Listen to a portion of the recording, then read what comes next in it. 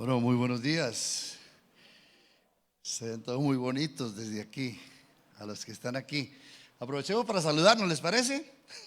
Pero así, vea, vea. Que vaya con la camarita y vea el paneo. Saluden a los que están por allí lejos de nosotros, pero tan cerca en el corazón. Vea, háganles así para que se sientan amados y bienvenidos a este lugar, y desde sus casas también nos alegra que estemos reunidos. Entonces, un día muy especial. El último domingo que prediqué en este púlpito fue el 8 de marzo del año 2020. Estamos hablando de 8 meses y medio más o menos. La verdad me siento como extraño, pero absolutamente conmovido. Yo no sé qué sienten ustedes. Esto ha sido un trabajo muy hermoso, lo que han hecho virtualmente, pero verles a ustedes, ver a cada persona y saber que allá hay 182 hogares mirándonos, también nos sentimos muy felices. Cosas importantes: dentro de 8 días tenemos la Santa Cena. Quienes vienen aquí no la tienen que traer, en sus casas la tienen que tener, pero aquí le vamos a tener un kit especial de la Santa Cena. Recuerden que tienen que registrarse como cada domingo. Esto no es que se registró una vez y ya terminó. Ahí se nos fue el sonido, entonces ese es... No se fue. Bueno, entonces aquí vamos a tener la Santa Cena en este lugar presencial y en sus hogares también. Pues recuerdo, algunas personas han dicho a partir de esta pandemia que la iglesia no es un sitio. Yo no estoy tan seguro. Que no es un sitio. Sí es un sitio. Nosotros somos personas de carne y hueso y como tal necesitamos relacionarnos. Recuerdo al menos 2 textos que me dan base para afirmar la importancia de congregarnos nuevamente. El rey David escribe en el Salmo 133: mirad cuán bueno y cuán delicioso es habitar los hermanos juntos en armonía. Juntos. Y luego también en el libro de los Hechos de los Apóstoles, el evangelista Lucas, escribiendo acerca de la historia de la iglesia primitiva, nos dice en el capítulo 2 del libro de los Hechos de los Apóstoles, en el versículo 44, dice: todos los que habían creído estaban juntos y tenían en común todas las cosas. Esa realidad de estar juntos es demasiado emocionante, demasiado importante. Y ahí hay un dato muy especial. Si ustedes recuerdan, cuando Jesús nos habló de la oración, dijo: cuando estén reunidos en mi nombre, yo envío allí una bendición especial. Entonces, la virtualidad no sé si funcionaría en la época de Jesús, como estamos pensando que debe ser así. No estoy subestimando a los que están en casa, gracias por conectarse. Estoy animando a los que no han podido venir. Posiblemente dentro de 8 días de este grupo vendrán unos, otros se quedarán en casa, porque pues hay una secuencia ahí que hace la parte administrativa para que todos puedan, en la medida de lo posible, orar. Y por esto quiero dar gracias a Dios, por esta oportunidad que nos da. Esta oportunidad es demasiado importante. Entonces vamos a pedirle al Señor que hoy el Señor nos ayude y nos bendiga. Padre, quiero agradecerte con todo mi corazón por esta mañana en que podemos estar juntos. No sé cómo describirla, no sé cómo integrar estas 2 realidades, tanto la virtual como la presencial, pero Señor, tú sí sabes, porque tú eres el Dios que eres omnipresente. Estás aquí, estás en cada hogar. Por eso te agradezco y te pido que la palabra que compartiremos hoy sea una palabra que toque el corazón. Ella sí trasciende el tiempo y el espacio, ella sí trasciende, camina y corre, Señor. Y te pido que así sea, que corra como ríos de agua viva en los corazones nuestros, aquí y en cualquier parte donde nos están viendo. Oro con gratitud y con expectativa, en el nombre de Cristo nuestro Señor. Amén. Nosotros empezamos hace quizá un mes larguito una serie que titulamos Cantos de Gracia, y hacíamos referencia, Cantos de Gracia, a alguna selección de salmos que escogimos. Y hoy compartiremos el Salmo 56. Entonces, ahora en sus Biblias, Salmo 56, y ese es otro de los cantos de gracia que el Señor nos dio el privilegio de seleccionar. Otro argumento de la gracia de Dios para nosotros, es otro argumento. Y quiero leerlo, como ya lo hizo el pastor al principio de esta celebración dominical. Hoy la quiero hacer también para todos nosotros. Recuerden que lo que conocemos como el subtítulo del Salmo es parte integral de la revelación de Dios en el Salmo. Y se titula así el Salmo para nosotros: al músico principal. Ese es un cántico que David hizo, y lo hizo para el músico principal. Sobre la paloma silenciosa en paraje muy distante, Es posible, algunos han argumentado que es posible que es una tonalidad que se hizo con una canción que ya se conocía y entonces ahora le dice, más o menos vamos a cantar en esa misma tonalidad. No sé si es ritmo, si es tono, no sé qué es, pero es lo que hace referencia. Mictán de David. Mictán no es tan sencillo entenderlo, pero en algunas traducciones lo ponen como un poema, una poesía. Y de hecho, pues los salmos son eso, ¿no es cierto? Y es de David, lo dice él. Pero hay un dato importante, el último renglón es demasiado importante. Cuando los filisteos le prendieron en Gat, cuando él escribe en esa circunstancia que vivió, cuando los filisteos le prendieron en Gat. Empezamos con el versículo 1. Ten misericordia de mí, oh Dios, porque me devoraría el hombre, me oprime combatiéndome cada día. Todo el día mis enemigos me pisotean, porque muchos son los que pelean contra mí con soberbia. En el día que temo, yo en ti confío. En Dios alabaré su palabra. En Dios he confiado, no temeré. ¿Qué puede hacerme el hombre? Todos los días ellos pervierten mi causa. Contra mí son todos sus pensamientos para mal. Se reúnen, se esconden, miran atentamente mis pasos, como quienes acechan a mi alma. Pésalo según su iniquidad, oh Dios, y derriba en tu furor a los pueblos. Mis subidas tú has contado. Escuchen esta hermosa parte del texto. Pon mis lágrimas en tu redoma, ¿no están ellas en tu libro? Serán luego vueltos atrás mis enemigos el día en que yo clamare. Esto sé, que Dios está por mí. En Dios alabaré su palabra, en Jehová su palabra alabaré. En Dios he confiado, no temeré. ¿Qué puede hacerme el hombre? Sobre mí, oh Dios, están tus votos, te tributaré alabanzas, porque has librado mi alma de la muerte y mis pies de caída, para que ande delante de Dios en la luz de los que viven. Desde el inicio quiero que cada uno, desde que ahora que empiezo a compartirlo, quiero que cada uno tengamos en mente qué había en el corazón del salmista al escribir este salmo. Tenga en mente que David lo escribió como producto de una experiencia que él vivió. Sí, él no hace poemas como nuestros cantautores que hacen para vender. No, él lo hacía porque había una experiencia que estaba viviendo y era un momento muy difícil en su vida. ¿Para qué? Es la pregunta que uno se hace cuando estudia un texto. ¿Por qué lo escribió? ¿Qué recordaba el lector cuando cantaba o cuando evocaba este canto? En el día que temo. Así lo titulamos nosotros. Lo titularon en otra ocasión como oración de confianza, pero lo titulamos en el día que temo.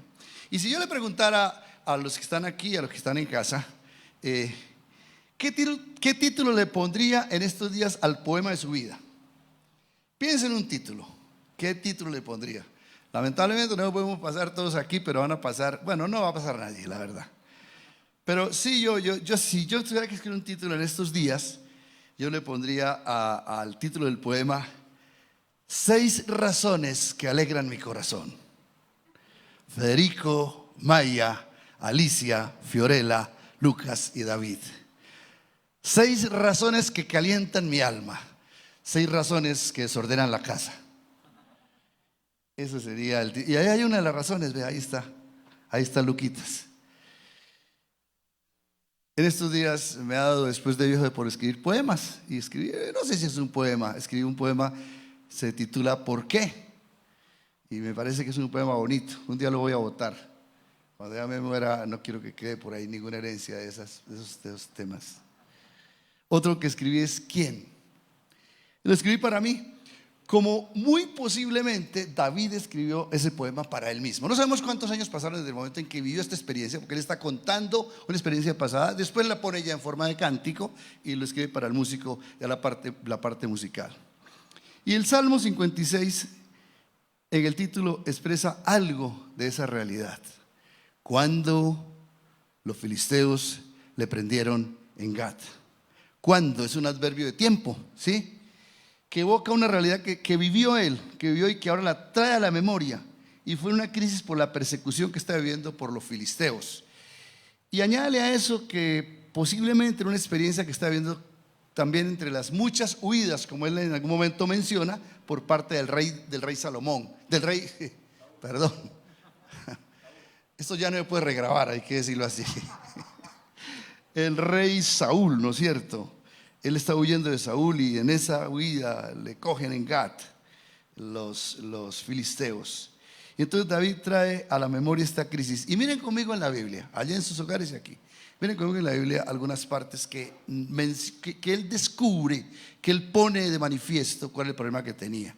Versículo 1, después del por qué. Porque me devoraría el hombre. Se sentía esto, se lo iban a consumir. Me oprime combatiéndome cada día. Versículo 2, todo el día mis enemigos me pisotean. No era cosa sencilla lo que estaba viviendo. Porque muchos son los que pelean contra mí con soberbia. Y salta al versículo 5. Todos los días ellos pervierten mi causa. Contra mí son todos sus pensamientos para mal. Se reúnen, se esconden. Miran atentamente mis pasos, como quienes acechan mi alma. Hoy también, como de la mano del rey David, trayendo esa historia de ayer, trayendo eso que pasó en la vida de él, quizá nosotros también podemos decir cuándo. Quizá los que estamos aquí tenemos unos cuándos que nos hacen doler la vida. Cuando la enfermedad vino para afligirme. Cuando perdí mi empleo. Cuando mi familia se olvidó de mí. Cuando la empresa no aguantó más. Cuando se esfumaron todos los ahorros que tenía. Cuando me arrestaron injustamente, como dijo ahora Frank en su testimonio. Cuando perdí 2 bebés que nunca nacieron. Cuando me quedé con el vestido de novia sin estrenar. Cuando supe lo que era un atraco. Cuando supe que mi hijo nos dijo que era homosexual. Cuando murió, las lágrimas cesaron, pero el dolor continúa todavía. 30 y punto de años que murió el viejo y todavía pienso en él. Ya no con lágrimas, pero sí en ese cuando que se ha extendido hasta el día de hoy. Para algunos la crisis son vivencias del pasado. Para otros lastres que le acompañan por mucho tiempo. Le acompañan quizás hasta el final de la vida si no pone punto y aparte en esta circunstancia. Y creo que es lo que nos enseña esta mañana el rey David. De nuevo en el Salmo, hallamos que buscando entre líneas hay una palabra que le da fortaleza al salmista en medio de la crisis que está viviendo. Hay una palabra muy particular que hace que cese la horrible noche que él está viviendo. Y miren conmigo la palabra. Miren conmigo la palabra. Versículo 2. En el día que temo, yo en ti confío. Versículo 4. En Dios alabaré su palabra. En Dios he confiado, no temeré. Versículo 11. En Dios he confiado, no temeré. ¿Qué puede hacerme el hombre? Y nos devolvemos al versículo 9 y dice, esto sé, que Dios está por mí. A ver, para que los que están en casa escuchen, ¿cuál es la palabra que me parece que salva la situación de crisis que está viviendo el salmista? Díganla. Confianza. No se les entendió por los tapabocas, pero para los que están en casa dijeron confianza. Es la palabra, es la palabra. Y por eso creo que el título que le dio los traductores de la Biblia y los compiladores de ella, oración de confianza, me parece que está muy acertado, ¿no? Es la confianza la que hace que la persona pueda vivir sus crisis, que pueda salir de sus crisis. Es la confianza. Por eso hoy el salmo sería un salmo de confianza, un salmo de gracia, un salmo de confianza. Cada cuando que la crisis aparece requiere que nosotros tengamos confianza en Dios para sobrevivir. Este es mi argumento. Cada cuando que la crisis viene requiere, se hace indispensable que nosotros tengamos confianza en Dios para poder sobrevivir. La pregunta es: ¿en quién confío? ¿En quién confiamos hoy frente a las crisis que vivimos? ¿En quién confiaremos mañana? Y este salmo finalmente fue escrito para decirnos a usted y a mí: tú y yo necesitamos construir la confianza en Dios para el día que venga la crisis. ¿Y cuándo vienen? Los días menos esperados. Es obvio, esto lo ha repetido todo el mundo, lo ha dicho, pero tengo que decirlo. En marzo, el 8 de marzo, cuando estaba aquí parado, y usted y yo, que estaban aquí, los que estaban en casa y los que no nos conocían, nunca nos imaginamos que íbamos a tener una crisis de este nivel. Jamás. Ni el más inteligente ni el más sabio presentía siquiera que íbamos a tener unas situaciones de este orden, en donde se nos cerraron todas las cosas. Les comparto, Janet Ospina, que participa en nuestra comunidad, está en Suiza, ella va 6 meses a Suiza, y abrieron hace 2 meses más o menos otra vez la iglesia, y ayer se la cerraron otra vez. ¿Quién se iba a imaginar una situación de estas? Pablo nos dice: preparémonos, armemos de la armadura, organicémonos, dotémonos con la armadura de Dios para cuando venga la crisis en el día malo. Nos anticipa que hay días malos en la vida. Como hay, miren en el Salmo, hay unos datos, cada letra de este Salmo, cada palabra de este Salmo es un canto de esperanza impresionante, pero muestra la angustia del ser humano sufriendo. Miren conmigo, vea, como lo malo del día, la crisis de la vida reincide todos los días de nuestras vidas. Miren el versículo 2, el versículo 1, la última parte: me oprime combatiéndome cada día. Eso, ustedes me ayudan. Versículo 2, todo el día mis enemigos me pisotean. Versículo 3, en el día que temo. Y versículo 5, todos los días. O sea, ¿qué es lo que le está diciendo? Miren, es la circunstancia de cada día, todos los días, lo que está diciendo. La crisis viene y nos visita todos los días, cada día, frecuentemente. Y es como esa experiencia de saber ahora qué va a pasar. No somos como paranoicos, pero sí hay algo que está pasando, ¿no es cierto? Y no tiene que ver con la pandemia solamente. La vida, la verdad, la vida es un desierto muy difícil de vivirlo. Hay momentos ricos, hay momentos ricos. La luna de miel, pero pasa rápido, ¿sí? Pero tantos días, ¿cierto? Tantas cosas, tantas noticias, tantos atracos, tantos accidentes. Que este lunarcito que tengo aquí, le dice el médico: ya le tengo el resultado. Dice: no me lo diga porque ya sé qué es. Cada día hay visitación de la enfermedad, de la afectación, de la crisis en nosotros. Tengo una amiga a la que le pregunto de vez en cuando: ¿y cómo va el trabajo? ¿Cómo le ha ido en su trabajo? Y me responde regularmente, o casi siempre: enchicharronada. Es una traducción paisa de lo que el rey David diría: todos los días de nuestra vida es vivo en crisis. Cada día viene crisis para nosotros. ¿Por qué? ¿Por qué dice eso David? Porque nuestra vida parece ser que está rodeada de enemigos. Entonces, usted que está viéndonos y los que están aquí diciendo: yo no tengo enemigos, ¿sí? Yo no tengo enemigos. Una chica como de menos de 20 años, ¿qué enemigos puede tener? ¿Saben que la definición de enemigos no es que alguien que tenga una espada para matarnos? Es todo aquello que desarticula la vida y que le hace alterar la normalidad que uno tiene. Claro, hay muchos enemigos para el rey David. El enemigo eran los filisteos en ese momento y Saúl en ese momento. Y claro, cada etapa de la vida tiene sus propias enemistades, tiene sus propios, y no solamente etapas, en muchas circunstancias nos hacen vivir en diferentes estadios con diferentes enemigos. O uno que tenemos, con el que combatimos todo el tiempo, con el que nos hace daño todo el tiempo, es Satanás, ¿cierto? Satanás es un enemigo acérrimo de nosotros, que altera nuestra realidad y quiere alterarla permanentemente. ¿Quién nos hace daño? El cuerpo mismo, la naturaleza humana es enemiga de uno. El mismo cuerpo se va destruyendo, lamentablemente, a medida que pasan los años. Eso no es ningún descubrimiento. Uno se va dando cuenta, por eso que uno se levanta y dicen que el que no está sufriendo es porque está muerto, pero parece que todos los días hay un dolor, una chaca. A mí ya me da pena con mi esposa, porque me levanto y le pregunto cómo amaneció. Dijo: dígame usted primero, ¿quiere el lado izquierdo o el lado derecho? Elija, ¿cierto? Entonces, todos los días el trabajo produce, mire, el trabajo, qué chévere trabajar, ¿cierto? Es bonito. Pero cuando el Señor habla en el Edén, le dice: mire, ¿sabe qué? El trabajo va a ser el enemigo suyo porque le va a producir espinas y cardos. Es tan tenaz que hasta le pagan a uno por trabajar, ¿sí? Pero más grave todavía, Samuel, nosotros somos enemigos de nosotros mismos. Creo que el principal enemigo somos nosotros mismos. El apóstol Pablo en Romanos hace una descripción de lo que yo llamo la esquizofrenia espiritual que vivimos. Lo que yo quiero hacer no lo puedo hacer, y lo que no quiero hacer, eso es lo que yo hago. Entonces me siento dividido. El pecado se enseñorea, la codicia, la lujuria, el egoísmo, la mentira brotan como cizaña e intentan ahogar mi relación con Dios y destruir mi vida.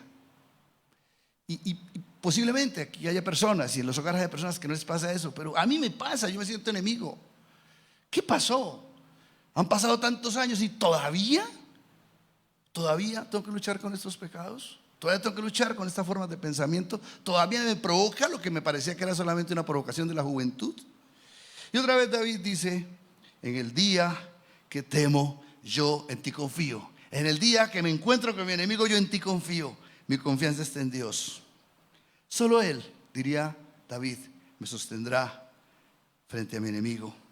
Y mire cómo termina el salmo. No estoy terminando, apenas estoy empezando, no he hecho ni el primer punto. Entonces tranquilos, no se emocionen. Pero mire cómo termina el salmista, versículos 12 y 13. Sobre mí, oh Dios, están tus votos. Te tributaré alabanzas. En realidad la traducción mejor para esa palabra ahí es: te tributaré gratitudes, porque se fundieron la crisis con la confianza. Y entonces ahora yo puedo tributarte a ti gratitud porque me sacaste de la crisis. Porque has librado mi alma de la muerte y mis pies de caída, para que ande delante de Dios en la luz de los que viven. Entonces la lupa esta mañana técnicamente tenemos que ponerla sobre ¿cuál palabra? Sobre la palabra confianza en Dios. Eso es lo que nos tiene que llamar la atención. Crisis se resuelve en la confianza que tengamos en Dios. Crisis se resuelve en la confianza. Y también afirmé en un momento de esta exposición: la confianza en Dios tenemos que construirla. No aparece la confianza en Dios. Porque nuestra confianza es producto de la relación con Él, y la relación se construye. Es como cualquier relación, ¿no es cierto? Cualquier relación se basa en la confianza. A mí me parece tan bueno hablar y pasar tiempos con alguien que me dé confianza, y puedo pasar mucho tiempo hablando. Me desespera pensar en hablar con una persona con la que yo no confío.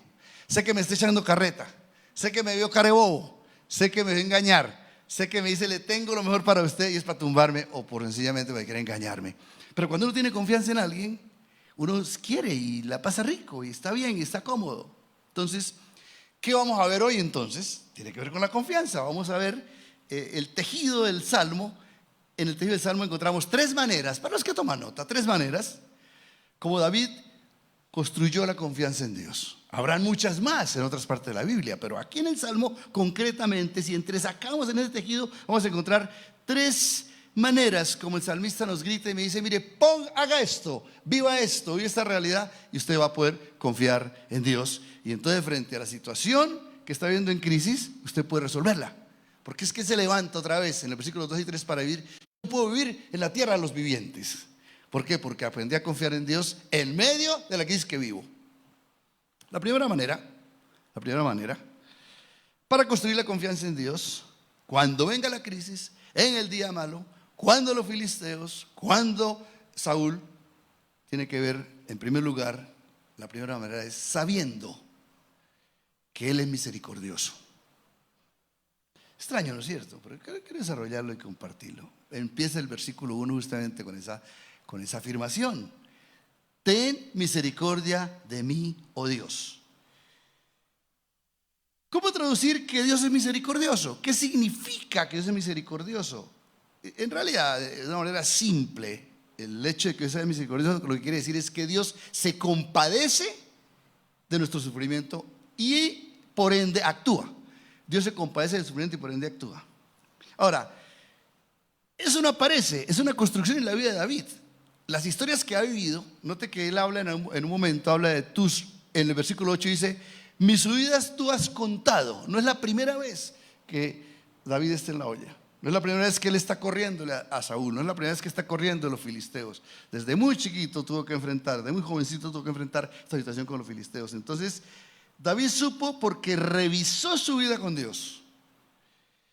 David supo porque recordó el carácter y la obra de Dios en otros días de su vida, en otros cuandos de la vida. Por eso, cuando los filisteos le prenden en Gaza y le echan mano, entonces él echa mano de la compasión de Dios y dice: Señor, así como me ayudaste ayer de esta manera, yo te pido que me ayudes hoy.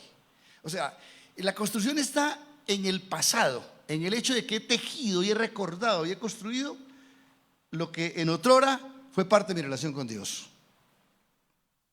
¿Recuerdan que hace 8 días tuve el privilegio de compartir el Salmo 27, y el Salmo 27 tenía como un versículo de una atracción impresionante que era: hubiera yo desmayado si no creyese que era la bondad de Jehová en la tierra de los vivientes. Sino que dice que veré la misericordia de Dios. Es la misma palabra que podemos utilizar. Es la misma palabra que podemos usar para decir: aquí y ahora necesito de tu misericordia. Y ese poema nos recordó la misericordia de Dios. Y en esta hermosa exposición de la palabra, miren el versículo 8. Por favor, ustedes tienen la Biblia, ¿cierto? ¿Y en la casa también? Bueno, listo. Miren esta belleza. Es una de las partes más bonitas del Salmo, el versículo 8. ¿Cómo él ve la misericordia de Dios? ¿Por qué cree que Dios tiene misericordia de él? No solamente porque vio unas salidas en el pasado, pero mire lo que él dice. Dice: mis subidas tú has contado. Muchas veces tú has tenido en mente los momentos en que he sufrido. Todas. Luego dice: pon mis lágrimas en tu redoma. La redoma era un frasco como para echar, como un frasco así, buchoncito, en el que echaban aceite. Y entonces dice: tú echaste mis lágrimas ahí. Lo que está diciendo es: cada lágrima Dios la ha contado. O sea, lo que está diciendo es: yo le intereso a Dios, yo le intereso al Señor, tiene importancia. Mis lágrimas no han caído en vano. Posiblemente usted tiene un esposo que no le interesan sus lágrimas. Posiblemente usted tiene un amigo que no le interesan sus lágrimas. Usted no pudiera decirle al jefe, al gerente de la empresa que usted está triste porque no le interesan sus lágrimas. Y posiblemente, como en el caso mío, donde cuando yo lloré por primera vez cuando estaba sardino, mi papá dijo: en esta casa no lloran los hombres, solamente su hermana. Y claro, yo quedé atrapado en ese dato. Ahora sí ya empecé a chillar otra vez. Después de los 60 ya sé lo que es tirar lágrimas, ¿cierto? Pero Andrés y verá, ya empieza. ¿A usted llora harto? Bueno, listo. Y mire, pero el Señor tan increíble. Y dice, mire, no están luego en el libro las lágrimas que he derramado. Es como una figura poética tan bonita, ¿no? Como que él anota.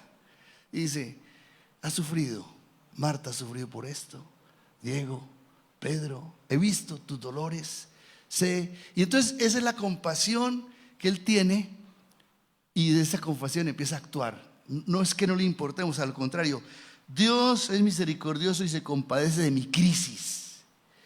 Una cosa que usted tiene que saber, que frente a la crisis Dios sí tiene interés. La primera cosa que le comunica a uno a Satanás es: Dios lo abandonó a usted, ¿o no?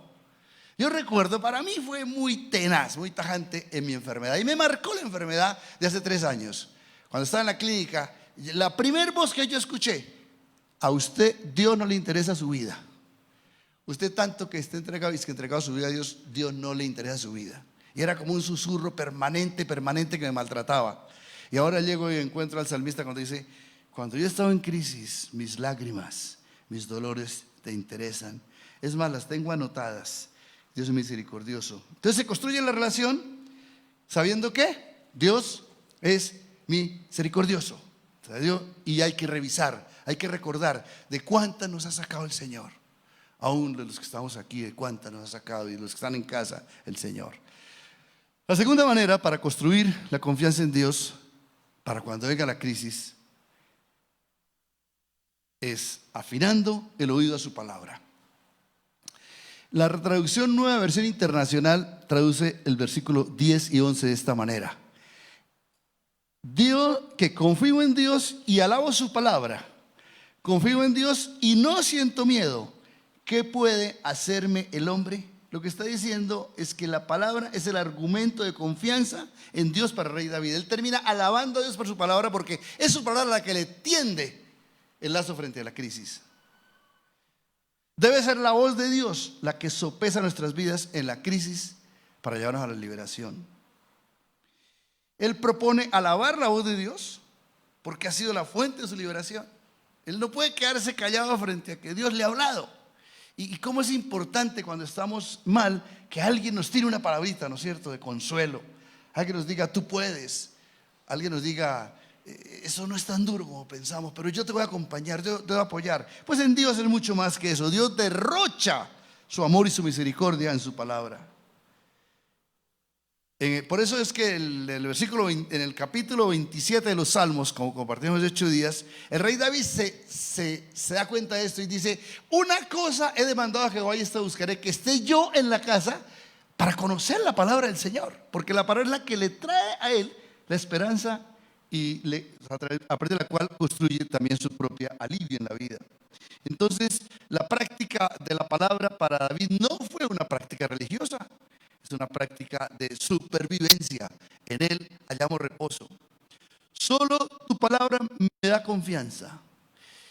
Y yo quiero preguntarle a usted, y me pregunto yo, ¿a quién está allá? Los que estamos aquí, ¿qué palabra sostiene hoy su crisis? Si no hay una palabra, yo le invito a que busque al Señor. ¿Qué promesa frente a la palabra? Usted no puede vivir sin la palabra del Señor. Cuando estamos bien, posiblemente digan: yo no necesito la palabra, pero cuando estamos mal, sí que necesitamos una palabra especial para nosotros. Aquí está mi hija María Catalina, que cuando estaba joven, bueno, todavía está joven, pero estaba más jovencita. Esto que estoy contando le pasó hace más de 20 años, o sea que no está tan jovencita como ella cree. Ella tuvo un problema en el corazón que se llama una CIA, una comunicación interauricular. Eso significa que teníamos que hacerle una cirugía de corazón abierto. Significaba que el corazón se le paraba por 10 minutos más o menos. Significaba, como le pregunté a uno de los 7 cardiólogos que la vio, le dije: ¿qué significa que cuando empieza a rodar? Dijo: no, eso es con unos choques eléctricos. Le dije: ¿y si no prende? Dijo: no, regularmente prende. Dijo: ¿por qué no me lo cambia por siempre? Porque a veces no. Entonces, estando en esa crisis, que la descubrimos más o menos por el mes de abril, el 5 de mayo, ella sale de la habitación y me dice: papá, ¿cómo es que Dios habla? Y entonces, Dios, pues por la Biblia primeramente. Dijo: sí, pero con la Biblia ¿cómo habla? Y era muy sardina y se pone a llorar y me dice: yo creo que el Señor me habló hoy, papá. Me habló hoy y me dio una promesa frente a mi enfermedad. La tengo acá apuntada en mi Biblia. Mayo 5 del 1999. Dios mira el corazón de Katica en una herida y le promete un milagro. Y el texto dice así: y él le contestó: he aquí, yo hago pacto delante de todo tu pueblo, haré maravillas que no han sido hechas en toda la tierra, ni en nación alguna, y verá todo el pueblo en medio del cual estás tú la obra de Jehová, porque será cosa tremenda lo que yo haré contigo. Y sobre esa palabra, sobre esa promesa, construimos la confianza en Dios. Era muy difícil en nuestra humanidad confiar en Dios. El huequito que unía los dos ventrículos, aurículas, yo no sé ahora, era de 1 centímetro. Y yo recuerdo que un domingo le compartí a esta comunidad, y empezamos a orar por ella. A los 20 días fuimos donde la persona encargada de hacer los exámenes, la médico, y le pedimos que por favor hiciera otro examen, porque nosotros éramos cristianos y creíamos que Dios la había sanado, si tenemos confianza en Dios. Y le dijo: pero yo no puedo organizar un examen porque usted es cristiano. Pero bueno, se dio de mañas para organizar el examen, y de 1 centímetro pasó a 1.1. O sea, literalmente creció. Pero nos sosteníamos: Señor, tú nos diste esa palabra. 1.1, y no sabíamos qué hacer porque el hueco está agrandando en lugar de reducirse, y sufrimos por esa palabra. Y Dios, al final de la historia, en el mes de noviembre, después de 4 meses, mayo, junio, julio, agosto, octubre, noviembre, 7 meses, cosió el corazón de María Catalina. Un milagro absoluto, no hay ninguna posibilidad. Los médicos, que si saben están oyendo, y los que están aquí, nunca una CIA se cierra por sí sola. Tiene que haber una intervención quirúrgica. El Señor la sanó. ¿Qué fue? Afinamos el oído. Dios nos dio, bueno, Él nos lo abrió. Él nos abrió el oído para que nosotros escucháramos una promesa y pudimos confiar en una situación difícil, una prueba. Y hoy honramos a nuestro Dios. Hoy podemos decir con el rey David: nosotros honramos tu palabra porque fue por tu palabra que pasó eso. Es por tu palabra que pudimos confiar en ti. Es porque tú te paraste sobre nuestra herida y nos sanaste. Ustedes recuerdan la historia de Pedro caminando, ¿no? Algunos predicadores han compartido que Pedro anduvo sobre la palabra que el Señor le dijo que venga, ¿no? Y cuando Pedro parece que desvía sus ojos de la palabra de Dios, en ese momento se consume. Pues esa es la razón por la cual el rey David nos dice: confiemos en el Señor y en su palabra. Afinemos el oído para que su palabra aliente nuestras vidas. Dos maneras como construimos la confianza en Dios. La primera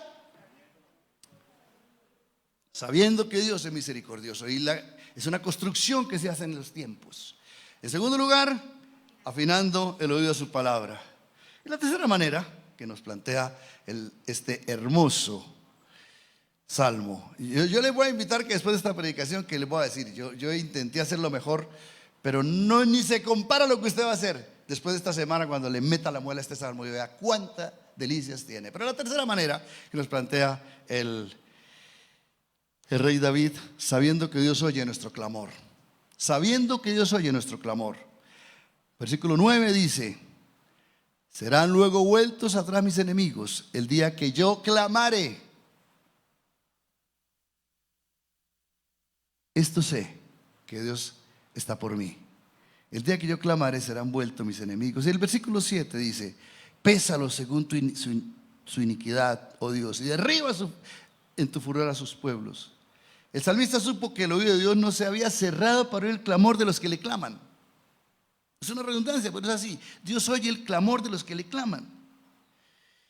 Vengan conmigo un momentico al libro de Éxodo, en el capítulo 2. Éxodo capítulo 2. Dios es especialista porque es compasivo en escuchar a aquellos que están sufriendo y que le claman, no que se quejan, sino que le claman. Vea, en el capítulo 2 del libro del Éxodo, dice en el versículo 23 y 24: aconteció que después de muchos días murió el rey de Egipto, y los hijos de Israel gemían a causa de la servidumbre y clamaron, y subió a Dios el clamor de ellos con motivo de su servidumbre. Y oyó Dios el gemido de ellos y se acordó de su pacto con Abraham, Isaac y Jacob. Tan bonito está antropomorfismo, ¿no es cierto? Como que es un ser humano, como que se le hubiera olvidado. Y lo que nos plantea es: cuando a Dios le llega a olvidar una promesa, el clamor le hace que la recuerde. Y eso es lo que pasa en el libro de los Salmos, de Éxodo. En el capítulo 3 del mismo Éxodo, versículo 7 dice: dijo luego Jehová: bien he visto la aflicción de mi pueblo que está en Egipto, y he oído su clamor a causa de sus exactores, pues he conocido sus angustias. David nos invita a poner nuestra queja delante de Dios, a poner la crisis ante su presencia, porque Él tiene los oídos abiertos al que con clamor le presenta sus cuitas, sus dolores, sus angustias. Lo dice en otra parte: clama a mí, yo te responderé. Clama a mí, yo te responderé. La confianza de Dios se construye a partir de saber que Él nos escucha. Y en el libro de Primera de Juan, en la primera epístola de Juan, vengan conmigo por favor. Hoy hicimos un paseíto rico por la Biblia, pues está bien, ¿cierto? Algunos quizás hace rato que no la chequeaban. Entonces aprovechemos. Primera de Pedro, en el capítulo 5, va a decir el apóstol, mírenlo, casi que copia exactamente el texto de David. Dice: esta es la confianza. La palabra que estamos dando es confianza, ¿cierto? Que tenemos en Él, la confianza en Dios. Que si pedimos alguna cosa conforme a su voluntad, Él nos oye.